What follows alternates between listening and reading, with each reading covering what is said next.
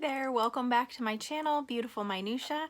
If you're new here, my name is Tiffany, and today I wanted to talk about some authors that I would like to try out. I just thought it would be fun to talk about authors that I've never read before but that I'm interested in reading, and if you have been watching here and you know what kind of books I like and you have read these authors, maybe you can give me some insight into whether or not I would enjoy them. So I'm kind of ranging. I've got some middle grade authors, some YA authors, some adult authors, some classics authors. So as per the usual, I'm kind of all over the place. So the first author that I would like to give a try to is Leigh Bardugo. I feel like everyone loves her books. Like, I haven't heard really any negative feedback from her books. So she has written Shadow and Bone trilogy and also Six of Crows, which I think is also a trilogy. I've heard more about Six of Crows, and I think that's because that was kind of more popular when I was first getting into BookTube and Bookstagram and all that kind of stuff, so I think that that's why I've heard more about that, because Shadow and Bone came out first, but I think that they're tied together. So she writes YA fantasy, and like I said, I've never really heard anything negative about her, so I would like to give her a try. Not all YA works out for me, but I can't like say I don't like YA fantasy as a whole, because there have definitely been massive exceptions to that. So I'm not really sure, but I would like to give her a try, but I hope she's not overhyped. The next author that I would like to give a try is another YA author, but I think he typically writes dystopian, and that's Neal Shusterman. So he wrote the Ark of the Scythe trilogy, which I've heard wonderful things about the first book and then conflicting things as the series went on. I haven't heard a whole lot of people say that they liked book 3. So I don't know, that makes me a little hesitant, I guess. But I've also heard wonderful things about his book Dry, which is about a drought, but it's also still dystopian themed. So he's another one that, yeah, I've never read anything by him, so I don't know if I like his writing style or anything, but I do like YA dystopian, so I would be interested in giving that a try. Next author I have on this list is a classics author, and that's Oscar Wilde, which I just recently talked about him in my last book haul video, actually, because I bought The Happy Prince and other stories by him, which are, I think, like fairy tale, like short little fairy tales that he wrote. But I've also never read like The Portrait of Dorian Gray, which is his most famous work, or anything by him at all. So I would like to give him a try and see what I think of him. The next author on this list is one that I actually have a ton of his books, and it's Alexander McCall Smith. So he has written a number of mystery series, but I think the one that he is most famous for is the #1 Ladies Detective Agency, and I have picked up a bunch of those books. I've gotten some from little free libraries, I've gotten some from thrift stores. I've never spent more than 50 cents or $1 per book, and a lot of them were free, so I don't really feel bad about picking them up, but I think I have like 6 or 7 of them, and I still haven't even read the first one. I really love mysteries, but I kind of prefer cozy mysteries because I don't like super graphic books. Some violence I'm fine with, but I really don't like explicit sexual content, especially in terms of sexual assault and rape. I hate that's like really explicit stuff for that in my books. So it can be challenging to find more modern mysteries that don't have that, because I love Agatha Christie because she's got like the plot twists and all these great things, but doesn't delve into like kind of the nastier stuff. And a lot of cozy mysteries that I have tried, which aren't very many, it's just a couple, were kind of cheesy. Like the mystery themselves were fine, but like the dialogue was kind of cheesy and the story was kind of cheesy, so I don't know if there's a happy medium there or not. But I would love to give Alexander McCall Smith a try. I know a lot of people love him, and I first heard of him from Chantel at An Intentional Life, because she has a lot of those books and really enjoys them and has ties to South Africa. So yeah, I'm really interested to read those books. The next author on this list is another classics author, and that's Victor Hugo. So my big, huge reading goal for this year was to read Les Miserables, and I haven't started it yet. It's only April, so I still have lots of time, but that thing's like 1,200 pages. But I would really love to read his writing. I've heard lots of people say that like can be kind of hard to get into, and it's kind of intimidating because of the size of his books, but that they're beautifully written and they're so wonderful once you get a little ways into them. So I'm definitely going to read Les Mis this year, but I'm also interested in reading The Hunchback of Notre Dame if I like Les Mis. If I don't like Les Mis, I might not even bother. The next author on this list is another YA fantasy author, and you would think that I would like group these authors according to genre or even according to preference, but these are in absolutely no order at all. So I was kind of lazy. I just had a list and just am going down it, so sorry if it's a little disorganized. But anyways, the next author is S.A. Chakraborty, which hopefully I'm saying her last name correctly and not totally butchering it. But she wrote the City of Brass trilogy. That's not the name of the trilogy. That's the name of the first book. Sorry, I'm not sure what the name of the trilogy is.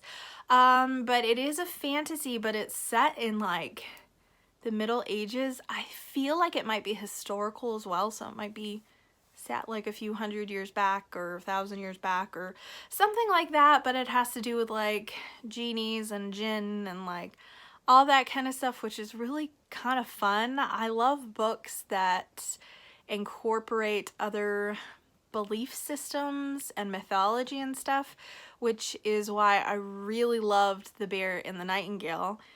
I didn't love the rest of the series, but I loved that first book because I loved the incorporation of the different religious beliefs and all that stuff. I just thought it was really fascinating. So next up is another classic author that I am ashamed that I haven't read, and that's Louisa May Alcott. I know I still haven't read Little Women. I need to get on that. That's on my 2021 classics TBR, but I'm debating, like, I know it opens at Christmas time and I feel like Christmas is the perfect time to read it, but I don't know. So if I should wait till Christmas time, let me know. But I also own Little Women, Little Men, and Joe's Boys, and then I also recently bought An Old-Fashioned Girl, and I've heard wonderful things about Eight Cousins and Jack and Jill too.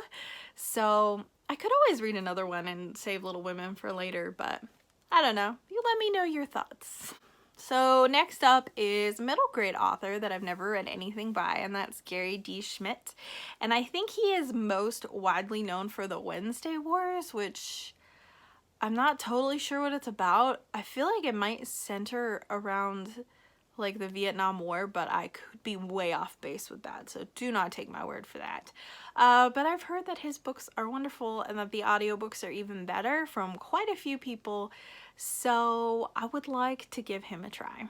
The next author is another classics author that I can't believe I haven't read anything by, and it's Anne Bronte. I've read Jane Eyre and Wuthering Heights, so I have read things by the other two Bronte sisters, but nothing by Anne. I think the most famous book of hers is The Tenant of Windville Hall, and I think Agnes Grey is a pretty popular one of hers also, and I haven't read anything by her. I loved Jane Eyre, although I have not read it in years. But I absolutely loved that book and I've read it several times. I read Wuthering Heights years ago and hated it. So I've thought about rereading it to see if, like, as an adult I like it more. I mean, I was an adult when I read it the first time, but I think I was like, I don't know, like 20 or 21, and I'm 32 now. So a lot of time has passed. My perspective on it might have changed. But anyways, I have not read anything by Anne Bronte at all, so if you have a book that you think is a good place to start by her, I would love your recommendations. The next author on here is a Russian author, and that's Alexander Pushkin. I love Russian classic literature. It's something that I have discovered recently. I love Tolstoy, but I like really love Dostoevsky, and I have read nothing by Pushkin, so I would love to read some of his books. I think he is best known for short stories. I don't know if he actually wrote any full-blown novels or not, though I think maybe Eugene Onegin, or is it Onegin. I don't know how you pronounce it. I don't claim to be great with my pronunciations of foreign names, and even though I love Russian literature, I don't claim to be great with my pronunciations of that either. But I think that one might be a novel, but maybe it's a short story. I don't know. I've also heard good things about The Captain's Daughter and a few other of his short stories. So we'll see, but I would love to give Alexander Pushkin a try. The other middle grade author that I have on here is Jane Yolen. Jane Yolen, I think she's written a lot of books that are historical fiction. And the ones that I know of, I think that they all take place during World War II, and I think most of them have some sort of fantasy element to them as well. So I own The Devil's Arithmetic, but I haven't read it. I almost read it for middle grade March, but I didn't get around to it. And then I've also heard good things about Mapping the Bones and Briar Rose, but I have not read any of them. So I would really like to read some of her books. And the last author that I have on here is a classics author. And I feel like it's kind of an obscure author, but maybe that's because I only heard of him like within the past like month or two, and that's Anthony Trollope. I heard of him from Kaylee over at the Luminous Libro. She was talking about some of his books and how much she loved them and ones of his that she wanted to read, and I have never even heard of him. So finding a new classics author is awesome, and I would love to read his work. The two books that I have on my Goodreads TBR are Dr. Thorne and also He Knew He Was Right. And I don't really know anything about either of these books. I try not to read synopsis a whole lot when it comes to classics, because a lot of times in the synopsis or the inside flap, they spoil the entire book because they assume, hey, this has been around for 100 years or more, so everyone's read this now, everyone knows it. And it's like, you know, sometimes you don't want to know. So I don't read the backs most of the time for classics, and I never read the introductions. The last time I made the mistake of that was when I read Frankenstein last fall, and I found out like very pivotal plot points. And it's like, just because this has been around for forever doesn't mean that everyone has had a chance to read it yet. Anyway, that's like personal pet peeves, sorry. So those are 12 authors that I would really like to give a try. I mean, it'd be great if I could give them a try this year, so we'll see. I have so many videos of books that I want to read this year, so I mean, we'll see how many I get to. But I would love to know if you have read any of these authors. What are good books that are like good starting points for each author? So, you know, because I would hate to pick an author that is well known or well loved, and then I pick a book of theirs that is kind of not great and just give up on them altogether and miss other wonderful books by them. So I would absolutely love your recommendations. Thank you so much for watching. If you like this video, please hit like, and I would also love it if you would subscribe. As always, thank you so much for watching, and I will see you again next time.